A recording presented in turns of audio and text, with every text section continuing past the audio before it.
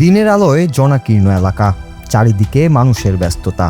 ঠিক সেই মুহূর্তেই চট্টগ্রামের ফটিকছড়িতে ঘটে গেল সিনেমার দৃশ্যকেও হার মানানো এক ভয়াবহ ঘটনা। একজন নারী, যার হাতে থাকার কথা ছিল মমতা, সেই কিনা অবলীলায় মেতে উঠলেন এক ভয়ঙ্কর অপরাধে। বিবির হাটের টুন্টু জুয়েলার্সের শান্ত পরিবেশ মুহূর্তেই নরককুণ্ডে পরিণত হলো।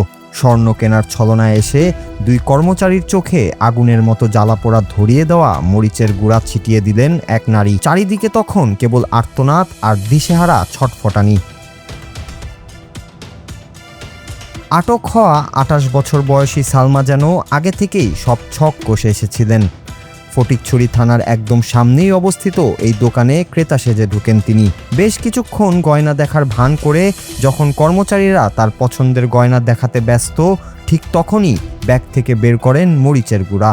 মুহূর্তের মধ্যেই দুই কর্মচারীর চোখে সেই গুঁড়া ছুঁড়ে মেরে পালানোর চেষ্টা করেন তিনি।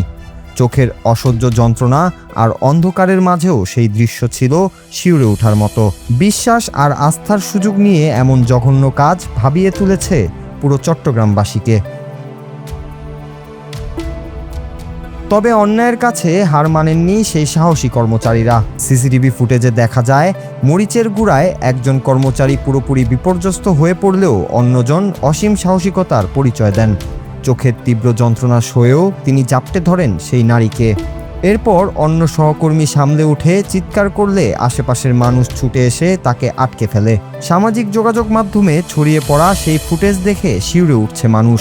কিভাবে একজন নারী এমন ধূর্ত ও নিষ্ঠুর হতে পারেন? দোকানের কর্মচারীর সাহসিকতার সেই দৃশ্যটি এখন সবার মুখে মুখে।